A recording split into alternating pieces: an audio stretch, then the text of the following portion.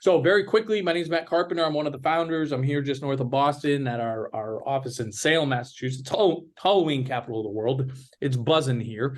This is the only thing I know professionally is helping families figure out the right way to navigate this challenging process of sending your kids off to college and figuring out the affordability factor and $90,000 a year for school now. How the heck are we going to pull this off? We like to think that we're the solution, regardless of where you are on this spectrum. And, Peg has been doing this forever. She's lived it with her kids, and she is the fairy godmother of financial aid, live and in the flesh here. So take us away, Peggy. All right. So let me share my screen and we will get going here. And I got to move my Zoom stuff out of the way. There we go. All right. So we have a major treat today. You get to meet 9 of our experts. So really fun day for us. So if you're new to our webinars, welcome. We are College Aid Pro, and this mission that you see on the screen is truly, this is the intention that each of us has each and every day when we get up to join our team. So end the student debt crisis by empowering you to shop smarter for college. And the way we do that is by educating you and then supporting you. And we're going to talk about that later, but the education is the beginning piece. So kudos for being here and starting to learn, or continuing your learning if you're already into this process. So everybody should have gotten an email this morning encouraging you to establish your free account, your free MyCap account. If you did, great. Have it open on the side, because as we're doing some educating, you'll be able to look at your family and see your situation. You'll be able to see, hey, are we eligible for need-based aid, or is it going to be mostly merit aid? You'll be able to see that in real time as we're talking through. If you haven't set it up yet, Matt's going to put that link in the chat. You can go ahead and do it quickly if you want now, but definitely grab that URL and get it done at some point, okay? All right, so let's kick in here. So quick overview of financial aid and how the whole thing works. We all know the cost of attendance has been going up for decades, and cost of attendance is the whole sticker price: tuition and fees, room and board, books, travel, personal expenses. But the key thing to understand is all of these schools are discounting. It's just a matter of how they discount. And these 3 buckets that you see on the slide, this is the type of financial aid that can be offered that discounts that sticker price. So the first bucket on the left, the need-based grants, as the name hints, this is money coming from either your state, the federal government, or college endowments, given to your family, your student, because there's financial need. And I'm going to talk about that in a minute, how you know if you have financial need. So typically called grants, most of this money is coming from college endowments. So if you have need, you want to grab this free money. Obviously, it's better than the last bucket on the right, which I'll talk about in a minute. So the middle bucket, say you're looking at your MyCap account and you see really high numbers for your student aid index. That means you're not eligible for need-based aid, but that doesn't mean that you're going to have to pay full price. At some schools, maybe. Doesn't mean that you're going to have to. The colleges, not all colleges, and Matt will talk about this, but a lot of colleges offer what's called merit-based scholarships. So it's the flip side of need-based grants. Not based on your finances. Bill Gates's kids can get merit-based scholarships.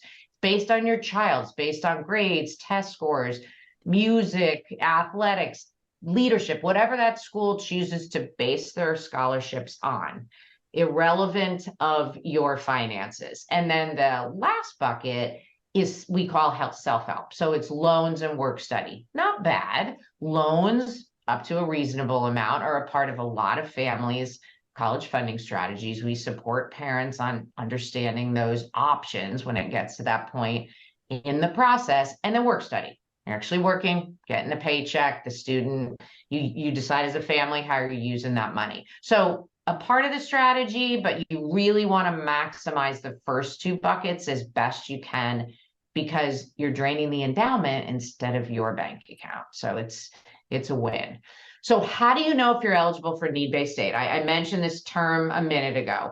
There's this term called the Student Aid Index. And if you have familiarity with financial aid, the term EFC, expected family contribution, might ring a bell. Think of this as a replacement. There are some changes in the calculation that we're going to talk about in a few minutes.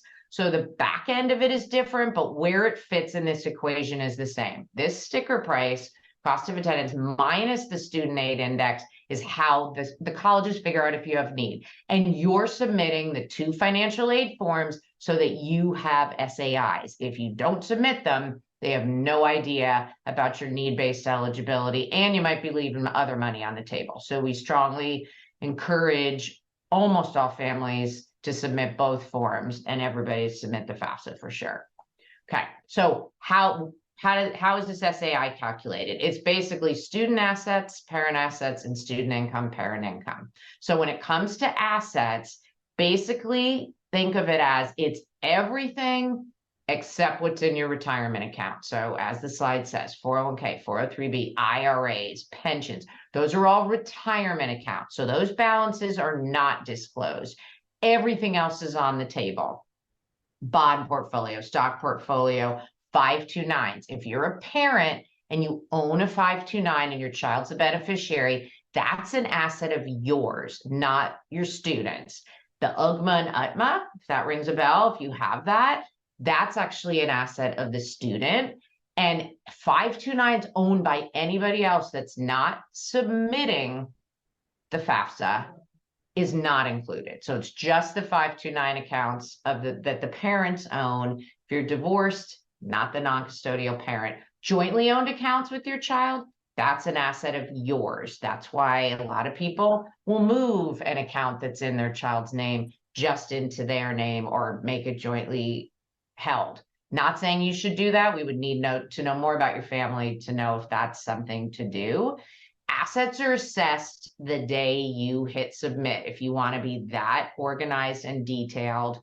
And the other piece that's part of assets is real estate. The primary home, meaning the home you live in, is not a part of the FAFSA calculation, which is the main financial aid form, but it is part of the second form that I'll talk about in a few minutes.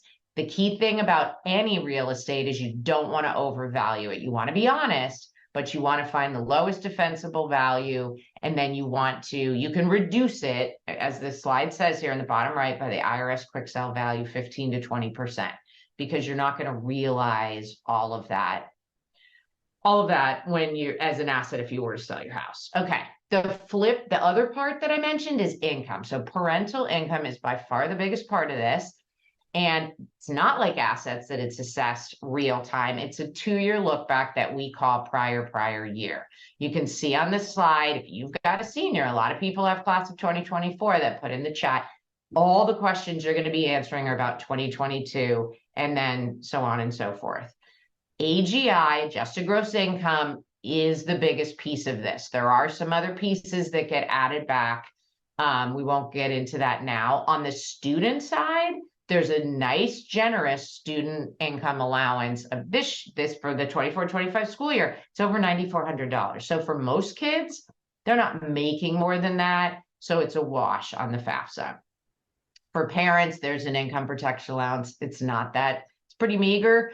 And you make a lot more money than $9,400 most likely. So big driver is what it is. So if you're looking at your account and you're seeing some high SAIs, it doesn't mean you have to pay full price, as I said. So now I'm going to turn it over to Matt. He's going to talk about that second bucket that I showed you, the merit scholarships. Thanks, Peggy. So as promised, guys, we're doing a little bit of a super speed overview here before we get into some specific questions. And there's been a lot of awesome questions already that we're going to elaborate on further with our larger team here. A percentage of you are just not going to be eligible for need-based financial aid, and there is no magic wand that I can wave, Peggy can wave, or anybody on our team, right?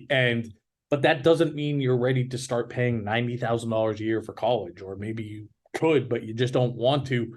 How are you going to get your discounts? The number one way is through merit-based aid, right? Through scholarships. And obviously the name of the game here is identifying which colleges are going to be the right fits for our kid and also going to give them a scholarship. And I'm gonna show you in a second here how we do that, what our solution is for exactly that piece. But another couple things I want to note. A lot of these colleges, in order to be considered for any merit-based scholarships, you need to do the FAFSA, or if they require the CSS profile, that as well. We always use NYU as an example, very popular school. If you want to be considered for scholarships, you have to do the FAFSA and the CSS profile there. We also want to make it clear that not every college offers scholarships, right? We're going to have Ryan Callahan's on with us today. He's the director of financial aid at Harvard Medical. He was at MIT before that.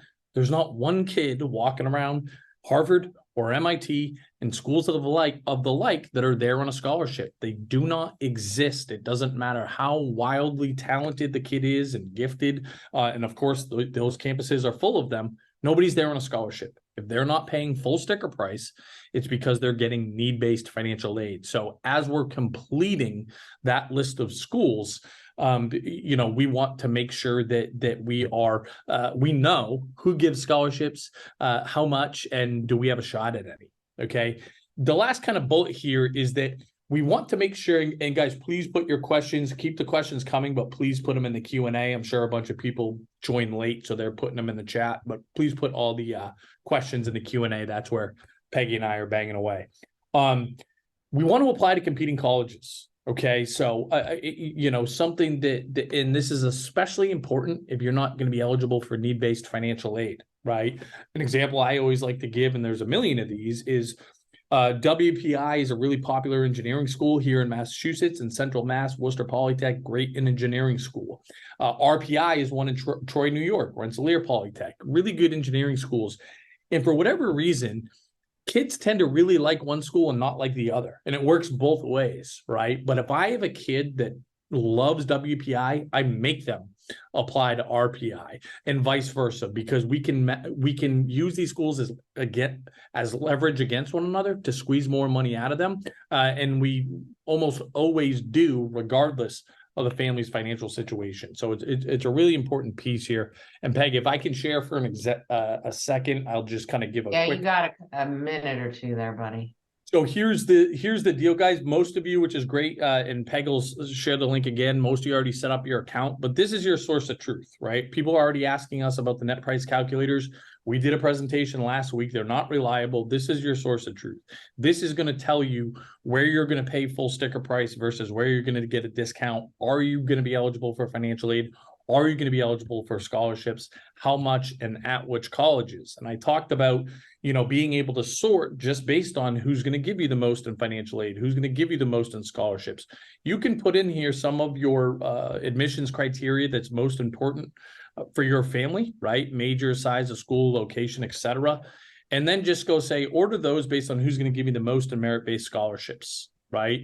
Or if we are eligible for financial aid, just order them based on who's going to give you the most in need-based financial aid. So obviously our goal today is to give you guys an overview of how this whole thing works and to answer some of your particular questions, but this is your source of truth. This is what's going to give you the answers as you guys are navigating this process right now, specifically from a financial perspective, and helping you figure out these, whether or not these colleges are going to be affordable.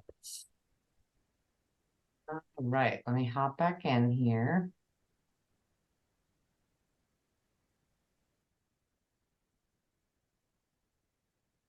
All right, so that's merit. All right, so let's talk about the two financial aid forms. The first form that I reference is the FAFSA, the Free Application for Federal Student Aid.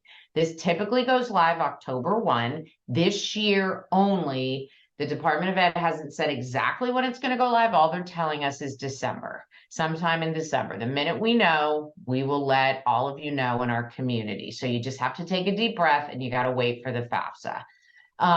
The next two bullets, prior year, and 2020 being the year for class of 2024, we already went over that. Now, if you're a divorced family, and one of our experts is going to speak to this in more detail in a few minutes, but the only thing I'm going to say, and then I'm going to let Rinda elaborate on this, is that the custodial parent definition has changed. The parent that's going to submit this is the parent that provides the most financial support. Doesn't mean it's the parent that pays the child support. There's definitely some strategizing to do here. You want to be honest, but it's a gray area, right? So I'm going to let Rinda touch on that a little bit when she speaks to that topic in a few minutes. The other thing about the FAFSA is that you can do this now if you have a senior. You can go get your federal student aid IDs, FSA IDs. That's going to be needed for both the parent and the student, and you're going to need it for all 4 years. You submit the FAFSA every year because that's always a question we get. So you want to keep that and put it in your password spreadsheet so that you've got it year after year. So that's something you can do right now if you have a senior. And most schools only require the FAFSA. They're going to give out federal money, state money, and their endowment money that I talked about at the beginning. There are a group of schools, about 200, that are mostly private. There's a few publics in there like UVA and William and Mary, Michigan, and UNC Chapel Hill, that these schools will say, we need the FAFSA, but we also want you to submit a form called the CSS profile, which is administered by College Board. So if your child has taken APs, done the PSAT, SAT, they have a login, they're going to be familiar with College Board. This form is a lot longer. It's actually live right now. They say on paper they go live October 1st. It actually went live a couple weeks ago almost, which is the earliest. They usually go live early, but this was earliest by far. So I'm in there, I'm working on our line by line that we're going to do for everybody, but it's live. Make sure you're doing the 24-25 school year one. Your primary home equity that I talked about at the beginning, the home you live in, that house is going to be asked about. When did you buy it? How much did you pay? What's the market value? Again, don't overvalue. We're going to have one of our experts talk through this. Unlike the FAFSA, both parents, if you're divorced, are going to submit separate CSSs. One's the custodial parent one with the student, the other one's the non-custodial CSS. Business owners, on both forms, if you're a business owner, you're going to have to share that information. We're going to have Ryan touch on that in detail in a few minutes. So if you're a business owner, he's the first one we're going to talk to. So keep your ears open for that one. And also just a bit of a warning, the CSS is long. It's long and it's complex. So we help families every year, hundreds and hundreds of families with this, because it can be a big stressor, and you obviously want to do it right to put your best foot forward to get financial aid, hopefully. So that's the CSS profile. Those are the two forms. So Matt, I will kick it over to you. You're on mute. Yes, I am. Thank you, dear. I'll hit on some of the headlines, right, for the FAFSA changes. 7 doesn't really scratch the surface of how many, but these are what really is moving the needle, good, bad, and indifferent. And again, we're going to hit on some of these in our discussion in just about 5 minutes here. But let's start with the good news, right? There's more money for families that need it the most. So full stop. If you are a family listening that is, lower income, no savings, not a lot of resources, and just scared out of your minds about how in the heck you're going to be able to afford this, there's more help on the way. Okay. The process itself is going to be easier to navigate. So the Pell Grants, which is the federal grant free money program, the thresholds have gone up and that it's easier to qualify for. The actual dollar amounts are higher. So we're completely psyched about that. I think that is the best news and kind of full stop, the big win with these FAFSA changes. Some of the smaller ones are the fact that they're only holding the 529 of the parent in question against us, not the younger kids. And they're not counting our contributions to 401ks or 403bs against us either. So that's the good news. Couple of the bad news things. Number one, Peg hit on it. We'll continue to hit on it. For divorced and separated families, they want the family that provides the most financial support to the student to complete the FAFSA now. I think that's going to be A, more of a mess, but B, more of an opportunity. And again, we will continue that conversation. So keep the questions coming there. There's no silver lining for this one. There's a silver lining for that first tidbit here, but no silver lining for items 2 and 3. Now, if you have more than one kid in school at once, or you had twins like Peggy, they're not giving you any break. Okay. They are still looking at your income and your resources and saying, it doesn't matter if you have more than one kid in college at once. Okay.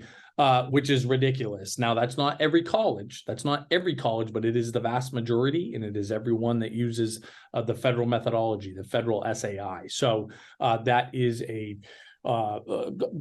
huge challenge, and effectively the cost of college is going to double for a lot of these families that I've just described here, which really stinks. And the other one, again, that is actually a really good segue here, small business owners. Okay, so it used to be that, at least for schools that uses the federal methodology, FAFSA only schools, if you had less than 100 employees, you didn't put anything pertaining to your business on the FAFSA. Okay, that's gone away. And the threshold didn't go down to 75 or 50, it went down to 0. So now, even if you're a sole proprietor, you have to account for this on the FAFSA. And this is a huge, like, alarm bell should be going off in your head if you are a small business owner this year, more than ever. And you have to talk to us, obviously pay attention for the rest of the presentation here, but we really, really want you to talk to us. And on that note, guys, because we're getting a ton of questions, how can I meet with this person? What do you guys do beyond the presentations? I promise we're going to talk about that at the end. So we won't get to every question just by the volume of folks that are on here today. We're going to do our very best, but I will explain in detail how you can interface with anybody on our team, before we cut out at 1 o'clock here. But I think for our team, for Peggy, do I have one more slide? Do we tease the appeals at all? Now you're muted, Bucko. Sorry, we're both doing it. Yeah, we got the appeal slide. And I will say that a bunch of questions are coming in about this.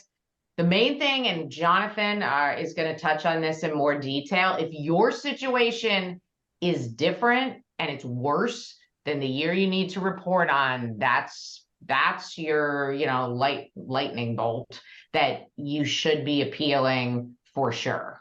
Okay. And just to speak about what appealing is, just really quickly. And again, I think as I'm doing this, our team, our experts, go ahead and turn your cameras on, come join the fray here. But you want to have this mindset as consumers that first financial offer that you get from these colleges is not necessarily the end all be all. There's an opportunity to go back, and there's a method to the madness of how to do that effectively to potentially get some more money on top of whatever you were offered initially, be it merit, be it need-based financial aid, or some combination. So for some of you, right now, it's just about planting the seed that's a thing. And if done effectively in particular situations, particular schools, again, can really make a difference in terms of, again, making this an affordable option or not. Awesome. Well, welcome. Right, let's kick this off. Wider team. And so we got folks from all over the country here, and we came to be in a couple of different ways. So I'd like to think you guys are in great hands. And again, now you have even more people to fire away with on the Q&A.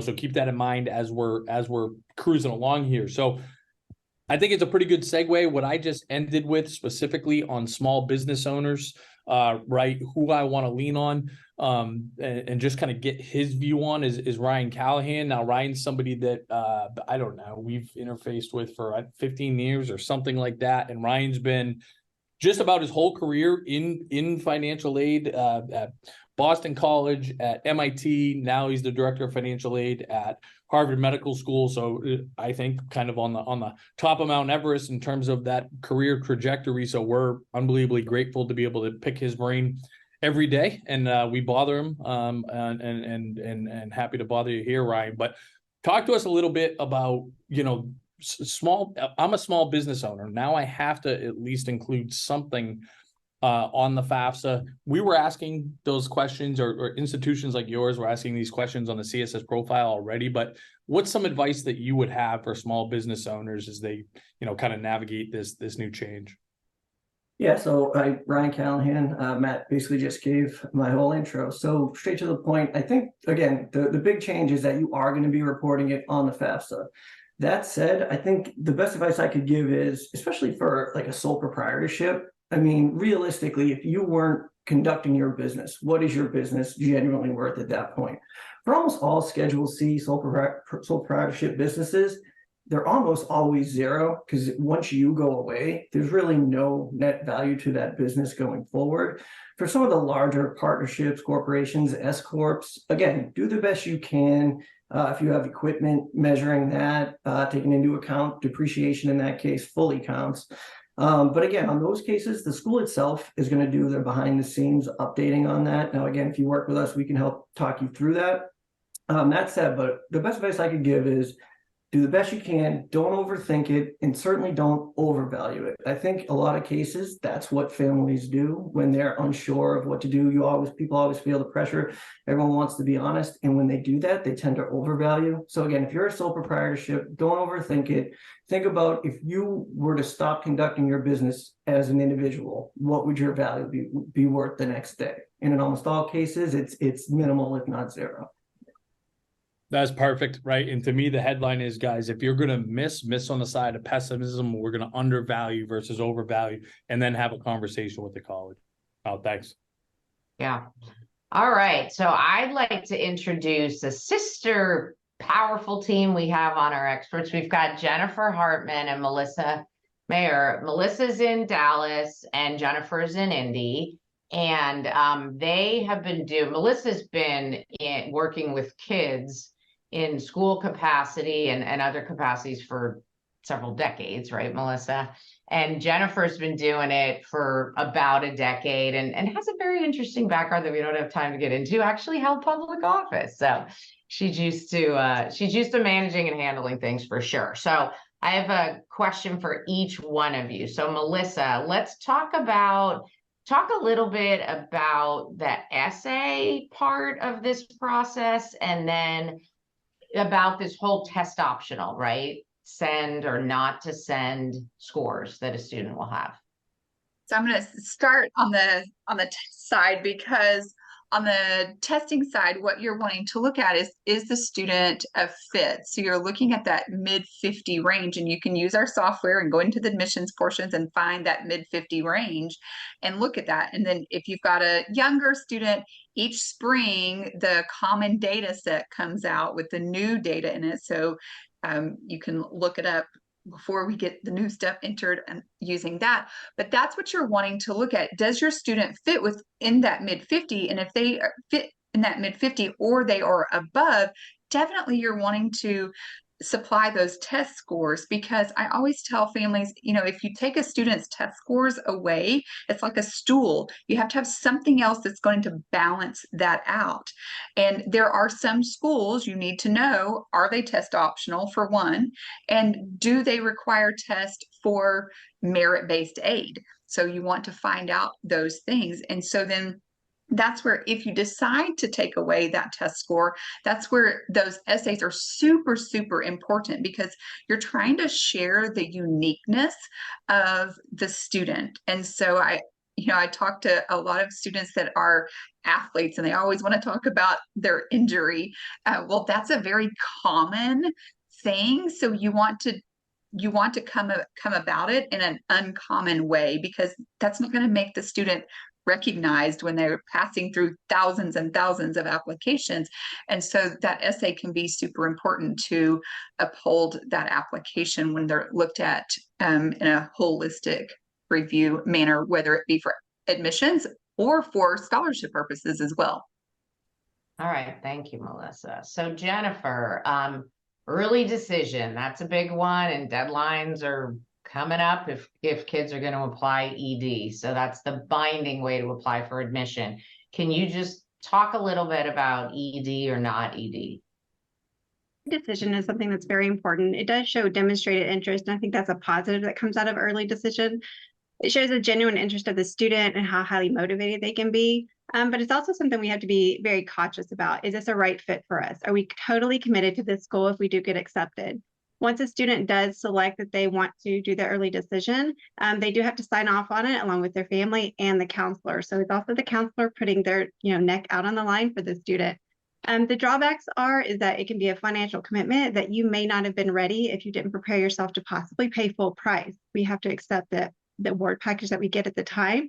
So this can be a real drawback for families who can't afford to pay that full price. Yeah, and then, I mean, in my mind, there should never be a parent that says, oops, I couldn't afford it. Like, you've got to do your homework ahead of time. And the student really, I always say, your student has to feel like, yeah, I want to call this place home for the next 4 years, hands down, because you lose some leverage, like Matt was talking about with appealing, and Jonathan's going to touch on this. You do lose leverage, but there's upsides and there's downsides, just like everything. So thank you for that, Jennifer. Yeah, and it doesn't mean that, you know, you can't appeal successfully via ED. We have, but to Peg's point, we definitely have a you know, one last bullet in our gun, because we can't say, well, we got a better offer from so and so. You signed a document saying if you were accepted here, this is where you're going to come. So so again, we'll still have plenty of families, tons of families that will go ED.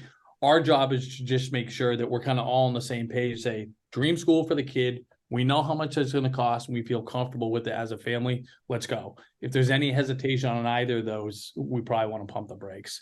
So obviously that's a complex one. But yeah, you nailed it, Jennifer. So who I want to call on is so John Munley. John's somebody that basically me personally and our buddy Bill down in New Jersey recruited, for lack of a better word here, although that might be appropriate, because John had been in the financial planning space for his career, had a lot of success on Wall Street, but then went through this process with his own kids, and I think was kind of blown away with like, oh my God, this is insane, right? And if I can't do this as somebody that's got a career as a in finance and a kind of a numbers guy, what chance does anybody else have, right? So that's kind of how he came to his personal experience got him involved with this business. But we wanted to call on him to be like, John, we're always getting questions. Well, how is this going to impact my retirement? How much is too much to borrow? Or we got this inheritance. How is that supposed to fit into the equation here? And things that were more of the financial professional variety that we wanted to be like, talk to this guy. Because again, he had that sweet spot between that piece and the college piece. So anyways, that's long-winded story of how he came to be a part of our team. But John, just talk a little bit about, all these families that are trying to thread the needle here between their long-term financial goals and what's staring at them 6 inches in front of the face. I mean, do you have any kind of words of wisdom there? Yeah, no, thanks for the introduction, Matt. And yes, I've sat where you're all sitting now. I have 4 daughters, twins who graduated college in 2020, one who's a senior now and one who's a sophomore in high school. So I have 14 years of college that I have to plan for, and it's not cheap. I don't care how much money you make. 4 years of college could cost you up to $350,000, and that's after-tax money. The question I get a lot of time from my clients are, how can we help our kids pay for college? Because let's face it, most of us here want to do as much as we can for our kids and really help them get the education that they want. But you've also worked really hard for your money. And as you get older, that runway for income shrinks. So you want to also enjoy your retirement and not spend your retirement or add an additional 10 years of working to pay for college. And if you take anything away from what I'm going to say right now, please take this away. And I've heard this a lot, and it is not an answer. We'll figure it out. That's not a plan. And most often than not, that's going to fail. So the tricky thing is there's no cookie cutter answer for this. Each individual family, just like this whole college process, is going to have their own unique things. But one place I really think is important to start, and I made the mistake with my twins of not starting here, it's kind of set the expectations before you even look for colleges. What, as parents, are you going to be responsible for paying for college? And what, if any, is a student responsible for paying for college? Then figure out, is there outside help? Is there friends, grandparents, relatives who are going to be able to contribute to this college cost? Once you have that figured out, then you find colleges that make sense for your family. And that's something that we do here, and we do a great job of giving families tons of options that are in their ballpark of what they should pay. Some other questions to think about is, do I have any excess cash flow in a given year to pay for college? If I make X and my expenses are Y and I have this gap, is there some that I can contribute to college? That means you borrow less. Can or should you borrow from your 401k? In a lot of cases, no, but there are some circumstances you can. Does it make sense to withdraw funds from your IRA prior to 59 and a half?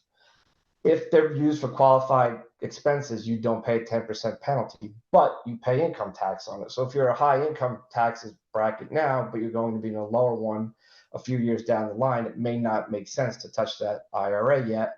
And then what loans work best for our family? Is it Parent Plus? Is it state loan? Is it private loans? So there's a lot of things to take into consideration. Again, what I would walk away with here is your student's going to go off to college. You're looking at that first year, that freshman year. It's not only that 1 year you have to pay for, it's 4 years. Our software does a great job of showing you what that 4-year total is going to cost.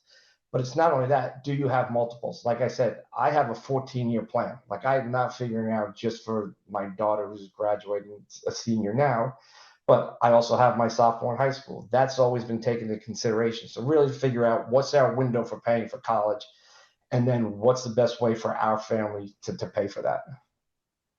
Awesome. Thanks, man. Yeah, I mean, pretty tough question, right? Just tell everybody how they should pay for college for all 4 years for all the kids in 3 minutes. Yeah, I agree with so much of what you said there, John. Being a financial planner myself, the 4-year view and setting expectations for your kids is just massive. It preserves your relationship, honestly. And I did it with mine too. And wasn't hard to say, yeah, that school's 70,000 more, and you like both of these schools, you're gonna go there, Brennan. He's like, sure. And he had a great experience. So because we had the conversation. So thanks for that, John.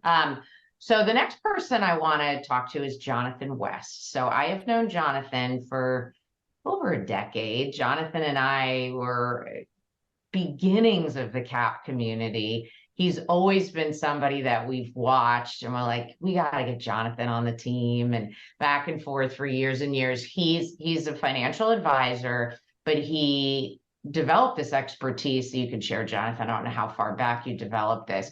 Again, he's also currently going through it with his kids. So he understands the parent side like John does and I do, which again is huge. It's huge.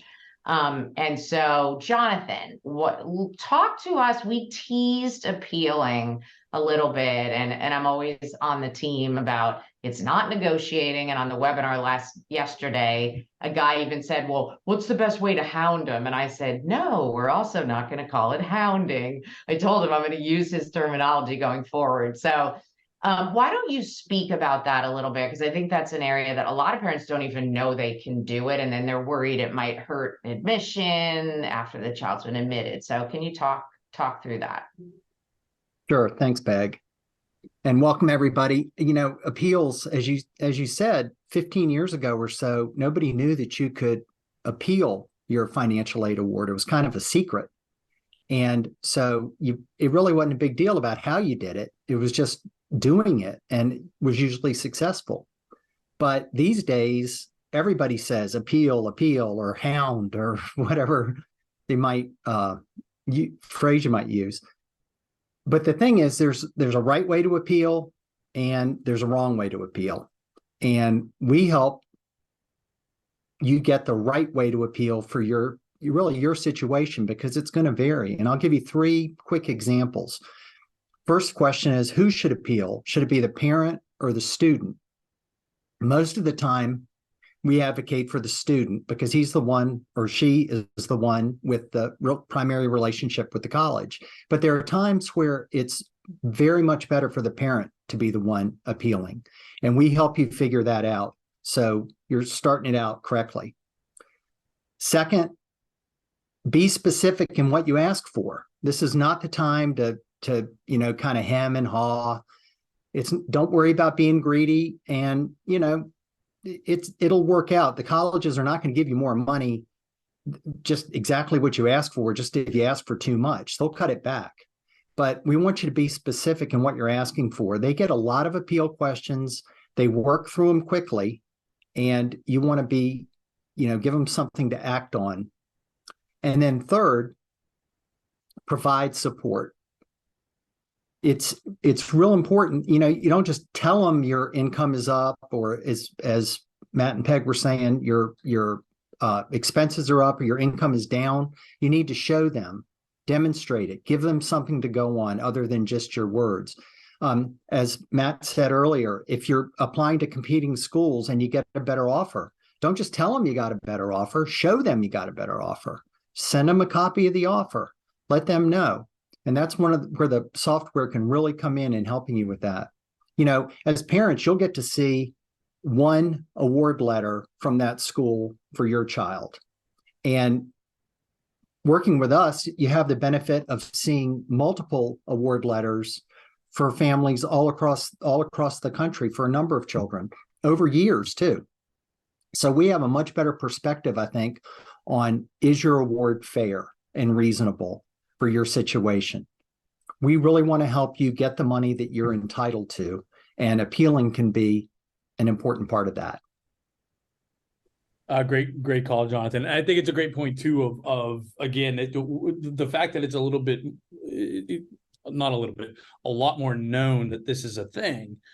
Now we've got to be more sophisticated with the execution of these appeals, and just asking for more is not necessarily increasing our odds of getting more. It's the how, right? And so should it be the student? Should it be the parent? And our general rule of thumb there, and it really varies based on the situation, of course, by school, but if we're asking for more merit money, it usually makes sense for the student to be the loudest voice in the room.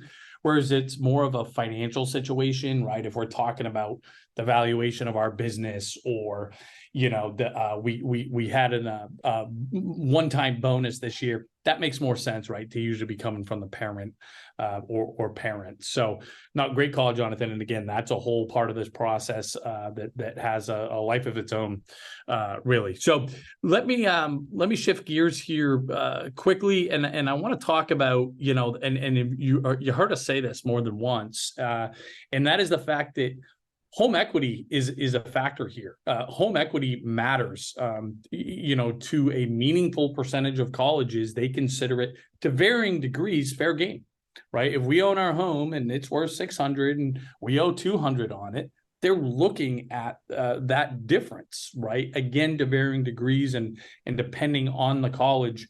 So I'm hoping that, let me see who I wanted to pick on for this, and I don't think it necessarily matters, but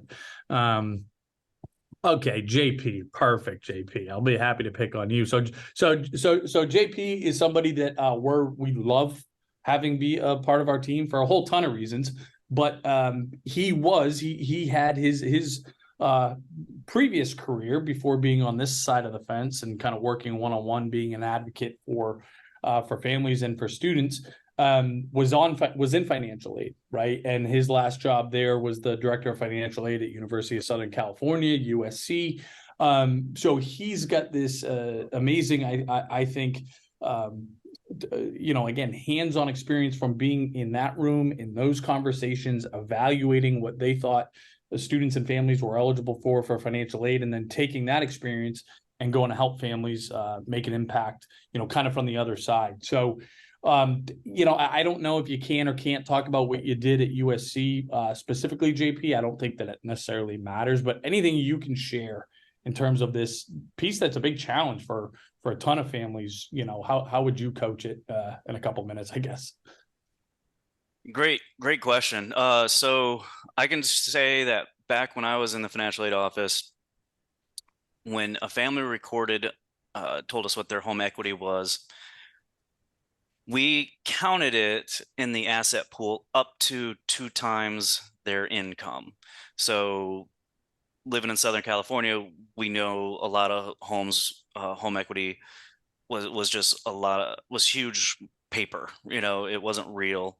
And so we didn't want to assess all of it when calculating the financial aid eligibility. So we did it in percent or in relation to the income. And I know a lot of schools do that to this day. Some will say maybe 1.5 times income. Some, like USC, would say 2.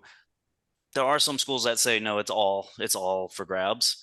And some schools do a hybrid where they say if your income is less than a certain threshold, we won't count it at all. If it's above a threshold, then we'll do a percentage. So it really is all over the map. I think the key for every family, especially every family I work with, is not overstating that home equity. And what I find is most people do is they just go online to like a Redfin and look up their address and go, oh, that's my value. And that's okay, but I probably check 7 sites minimum. And I'm going to look for the lowest one and then do various things to cut that price down. But and then I saw this. I'm going to say this because I saw it in one of the Q&As. Is when you have your home valuation, you're going to subtract from it the debt, if you will. The primary mortgage is an obvious one, but also any home equity loans or any unpaid balances of a home equity line of credit. So that's what I would be subtracting away from that value as well. But yeah, this is where I think, because every school can treat it differently, I think this is where the MyCap platform is really powerful for families. Is when you look up those schools with your information, it's going to still give you a pretty accurate estimate of what that school is going to cost, regardless of how they treated the home equity. Yeah, no, thanks. And I think that's right. Obviously, it's kind of self-serving, but it's the best resource that I know of. And I think we can say that collectively with a lot of confidence of, instead, it takes the guesswork out of it. Does the school look at home equity? How much? Are they going to look at all of it? Is it going to be tied to my income? Is it 1.5 my income? Is it 2 times my income? Is it a hybrid? That's all baked into the algorithm. So again, we're trying to take that guesswork out of it for you guys, but again, it still matters how that's presented to a ton of colleges. So yeah, thanks, JP, because that's always a topic, because I think probably in my experience, for a ton of families, that's their biggest asset, maybe outside of retirement, is that home equity, and we want to minimize the damage there. All right. Well, I want to introduce Mike Hunsberger now. Mike is a new addition to our team, and he's a veteran. So thank you for your service, Mike.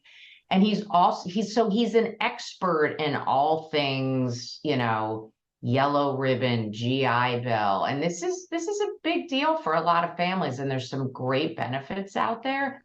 And it's a very niche area.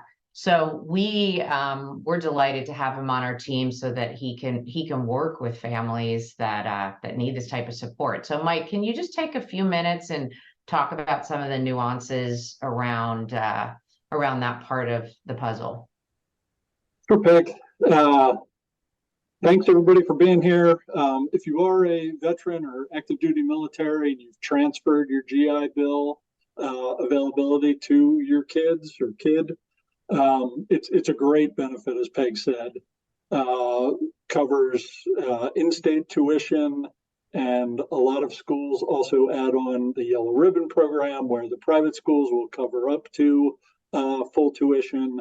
And then you also get the added bonus of a housing allowance based on the location the school is at. So a huge help for families trying to pay for college. The one thing I see is when folks try to, have multiple kids and they're trying to decide how to use it, that's where the planning can really come in to take advantage of that, because there are options. Unless your kids are going to the exact same school, pretty much at the same time, where splitting it can make sense. A lot of times you have one child that wants to go to a super expensive private school that may do the Yellow Ribbon. It makes a lot more sense to allow them to use that GI Bill versus a student that may want to go to a community college for a couple of years and then, transfer to a state school. So lots of nuances around the great benefit that is the GI Bill. So diving in, if you have any questions, happy to talk about those. You're on mute, buddy. 2, Peggy. You thought I learned, huh? Fool me once here. No, Mike, we're grateful to have you, man, because I think that's always been something that we haven't been proud of in terms of having enough resources or kind of a go-to expert on our team to specifically for veterans and all the questions and that come up consistently and the benefits, right, that you folks have earned and some. So we want to make sure that you're taking advantage of those and we're doing that right, because the more I learn, the more I understand there's some nuance here. And like most parts of this process, there's decisions to be made, and it matters what we do here, right?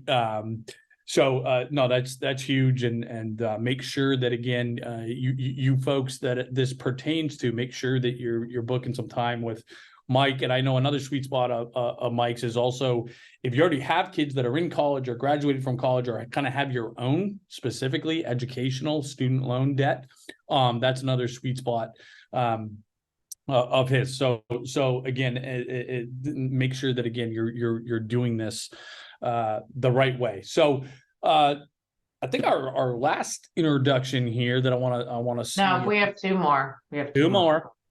I stand. Oh, Rinda, how dare I? I was gonna. How could you forget how could Rinda? I She's forget my Rinda? girl. I get to introduce her. Shame on me. But so quickly here, Dan is another lifer here. So Dan Maga, another lifer in terms of being in this niche industry of ours, guided thousands of families through this process in the Chicago area. And I want him to just talk a little bit about, we've talked about it today, but everybody hears FAFSA, FAFSA, FAFSA. For schools that require the CSS profile, the FAFSA is essentially irrelevant. It doesn't matter.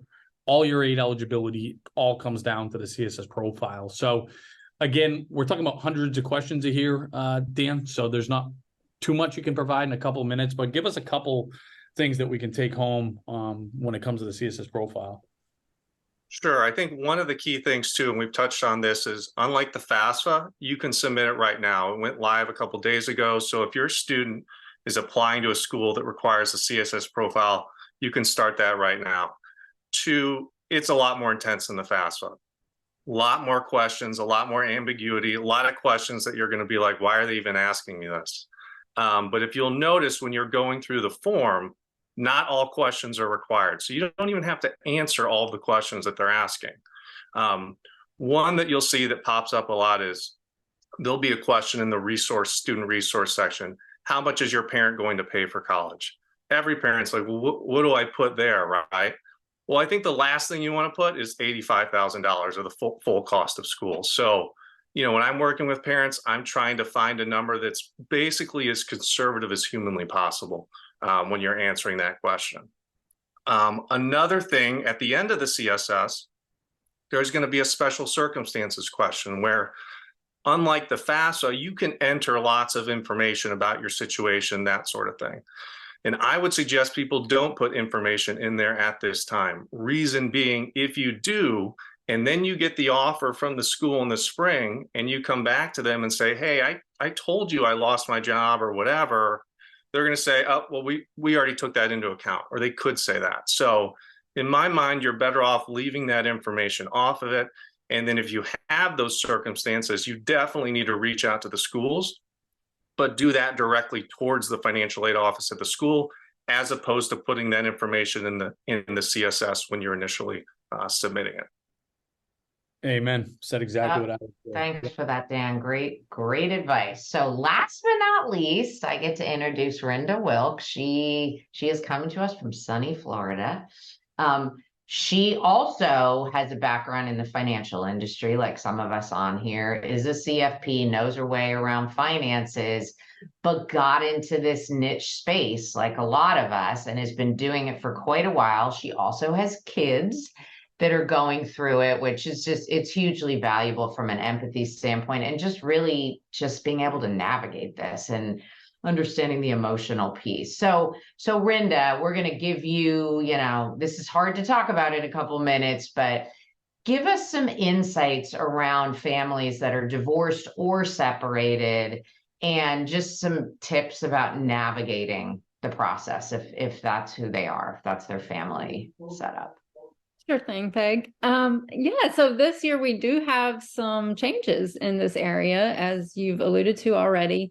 Let's talk about the FAFSA first. So in the past, up until last year, the family that the child lived with more days in the year is the one that had to report their financial information on the FAFSA. That has gone away. Now it's the family that provides or the household, I should say, that provides the most financial support. And we know this is the case, but we don't have any guidelines coming down that tell us, oh, how are families supposed to calculate this out? So if it's not obvious for you, and even if it is, I encourage you to get out your spreadsheet or your pen and paper and start adding up the support you provide. And don't forget things like, you know, if you're putting a roof over their head, well, what percentage of the mortgage can you know, count as being financial support? How about the food? How about your utilities, transportation to different things? You know, get it all in there.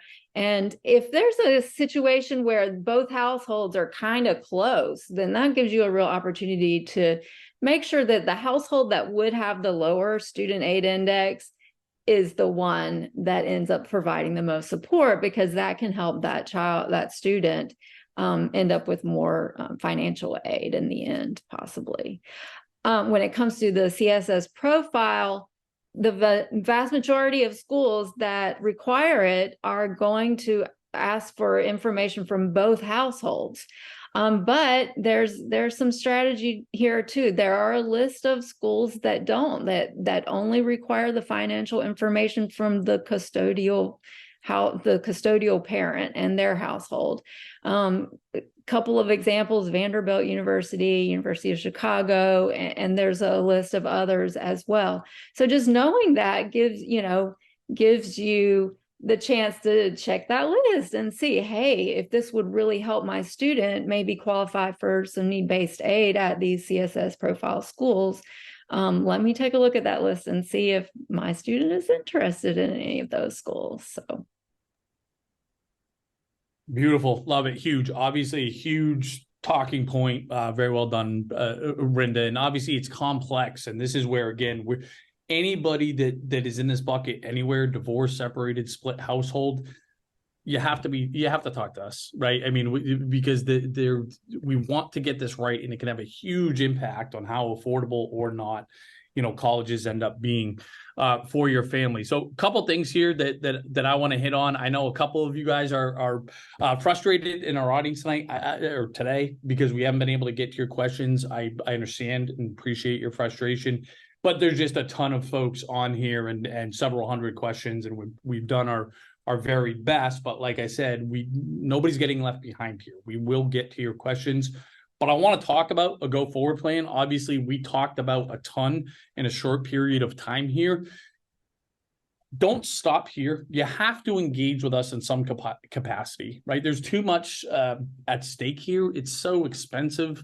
It's so overwhelming here. Let us help you. We are very good at what we do here. And I think what makes us especially unique, and we talked about this internally at 11 o'clock when we met as a team today, what makes us unique is that we get to rely on one another, right? I have a question that's particular about a business owner at this type of school.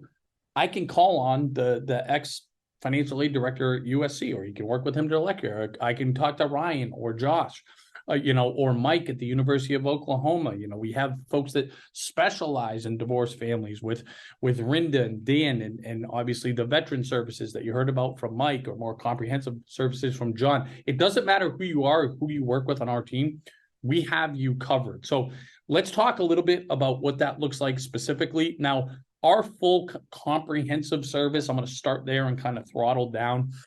We have our cute little name here, our wake me up when it's over service here. Let's talk about exactly what that means. Now, first thing, we go up in price October 1st. We have seasonal prices that go up every year during busy time. Just think of it like rush order delivery. People that are coming to us right now, or even more so in October, we have to just scramble a little bit faster than folks that get involved earlier. So that's why we are motivated to have folks on our team earlier, so we can provide all the value that we need to provide. So this is just for today. Okay, we're going to have and again, I'll walk you through it in a minute here. Today, and I put this landing page in the chat for everybody. Okay, and if you could put the coupon code in there too, Expert20.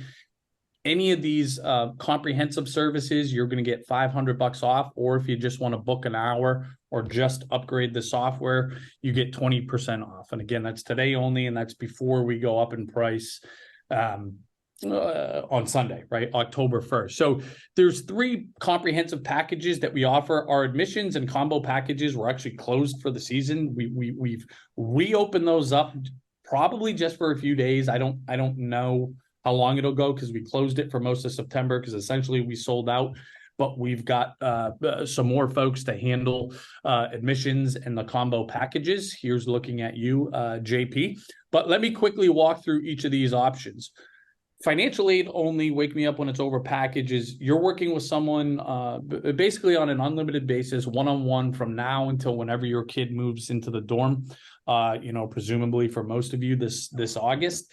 That includes helping you finalize your list of colleges. That includes, we actually do the FAFSA and CSS profile for you. We're going to tell you, here's who should be the custodial parent. We're going to tell you, here's how you should value the business, the home, etc. We're going to be hands-on with the appeal process, right? And again, there is a method to that madness. And then finally, and John touched on this, obviously the goal is now to get this price down as much as possible, but then we got to figure out how we're going to pay for this.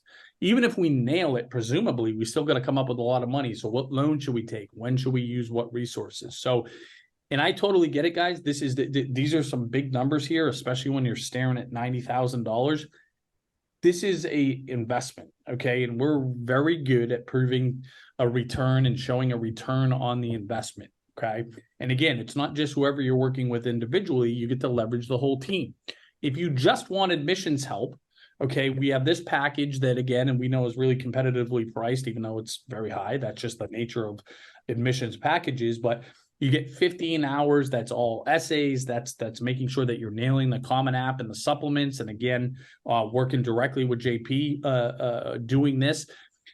The best value you're going to find, even though, again, it's a high price point, it's the combo. You're going to get all the financial aid help one-on-one, all the admissions help one-on-one, and a really meaningful discount in having those combined. So again, this is just going to be for today. It's going to expire at midnight. So this $500 off any of these, and we'll sell out at least of these two. The financial aid packages will be fine, I think, through October, but the admissions and the combo packages we will very likely sell out of in the next couple of days. And again, for anybody been paying attention, you know those you couldn't buy those over the last few weeks. Now, the other thing that I'll say here, if you do buy one of these packages today, and you just want to gut check it tomorrow, you can write into our team, support@collegeaidpro.com, okay, and say, look, I bought the combo yesterday because I saw before the price increase, and for $500 off,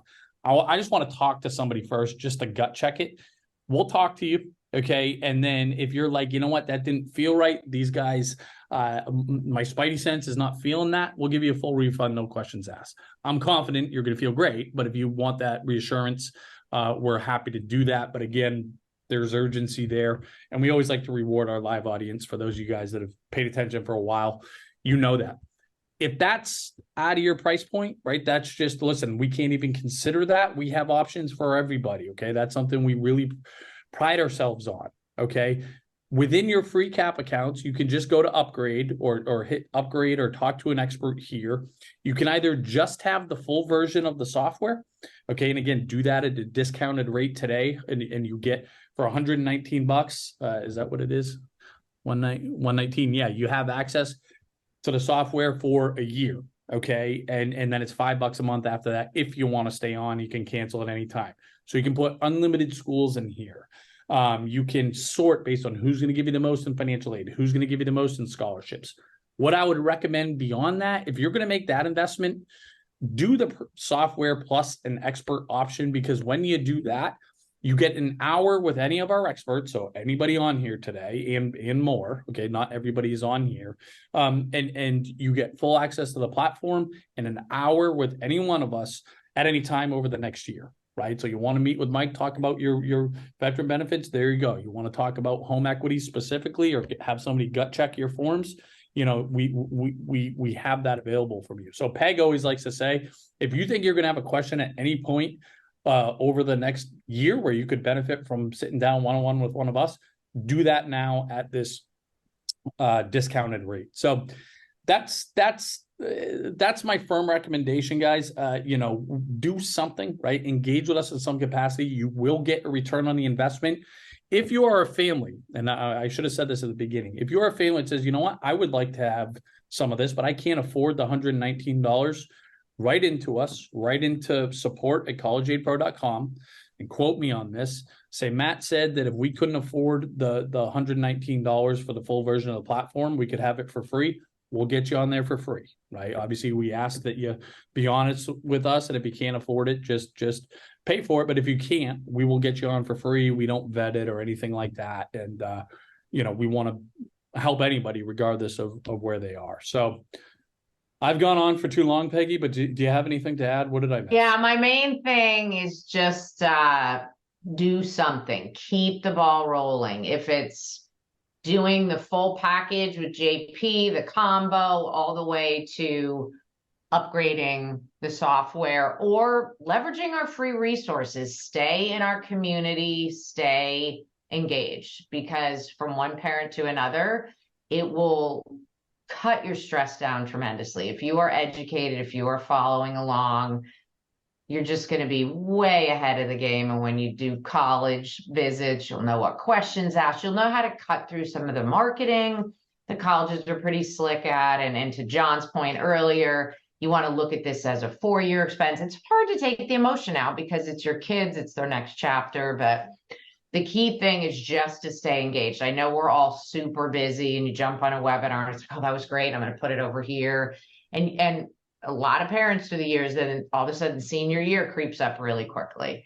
And you might already be there, but if you're not and you have a younger child, it'll be here before you know it. And the sooner you get engaged and understand your situation, the better. And as Matt said, like, if you think you're going to need a meeting at any point, it's a no-brainer to just book the middle one because there's no expiration. And then when you're ready, you've already captured the discount and then you can just book your meeting. You're in the software and you get the full level. So, yep, stay engaged. We're here to support you. We know the journey you're on and we're going to keep educating you along the way.